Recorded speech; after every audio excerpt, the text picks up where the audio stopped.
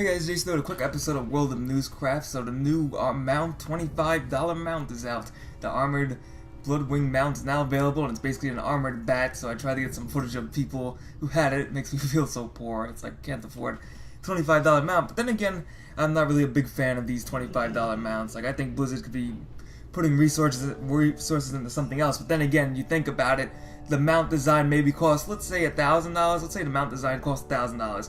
Now they're selling it for $25 each.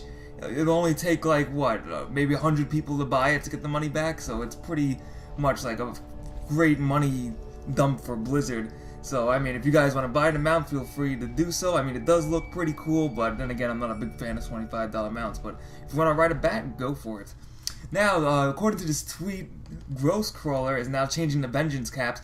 So now it's 30% of your tank's health in 10 mans and 50% of your tank's health in 25s. Now this has been speculated in a couple of dev vlogs, so I'm not really sure if they're going to do it yet, because but they don't want the tanks doing huge DPS, because I've seen a lot of videos and streams of tanks doing like 100k DPS burst and all this craziness.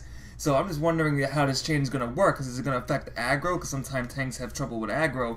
So will the tanks that have specific trouble with aggro, will this actually hurt them instead of help them? And I don't really see, I mean, tanks doing big DPS is pretty fun. I like tanking a lot. So hopefully they don't really go with this change. Also, Titan is delayed to 2016. So they actually switched over the developers over to WoW, Diablo, and StarCraft. So what this means was, I don't think there was any hype for Titan. There wasn't really any big hype for Titan. So hopefully this is probably going to give a couple more WoW expansions. So I'm assuming maybe 2 to 3 more WoW expansions now. Maybe a little extra ones since they moved everybody. But I mean, I'm not sure what I think of it. I mean, there was really almost no hype for Titan, so it's kind of almost a good thing, at least for WoW players, that they scrap Titan. Then again, some people want something new, so it's kind of a disappointment to anybody who wants something new. But I just don't think people are ready for an new MMO from Blizzard just yet. They kind of got to close out the WoW storyline or whatever, then get on to Titan.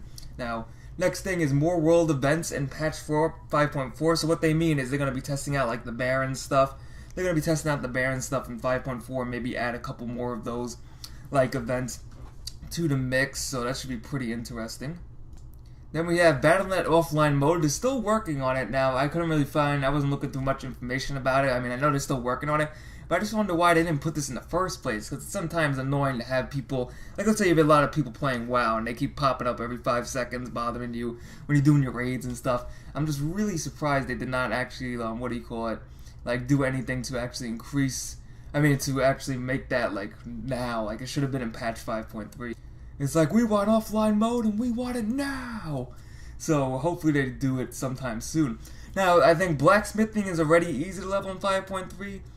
I remember I saw that in 5.3. So what they're going to do is they're going to make all professions easy to level. They're probably going to do the same thing with everything. Like for example with jewel crafting, you might make some like crappy jewels to get to 525, or engineering, you might be making some like garbage engineering stuff that gives you a ton of levels, so that's pretty good. Now I see a lot of people actually like yell about it, like, oh, Blizzard making this too easy, blah blah blah. I don't understand. There's really no fun in leveling a crafting profession. It takes forever, costs a ton of money, and I'm really happy for this change. I mean, there's just, even though they're changing WoW to make it easier and stuff, I think this was a really long needed change, because the average casual player doesn't want to sit there for 6 hours and spend 10k plus gold to actually get your profession to max level. And Blizzard, there's speculation that they might add a new reward to leveling since you don't get talent points anymore. So it might be like maybe a piece of gear. I'm thinking it might be a piece of gear or something like that, but that's just pure speculation. So you might be getting a new reward. Then there's also going to be multiple class changes coming up soon. So thanks for watching this episode of World of Newscraft. If you guys enjoyed it, please subscribe to the channel for more World of Warcraft news as I bring them out weekly. And thanks for watching. See you guys next time.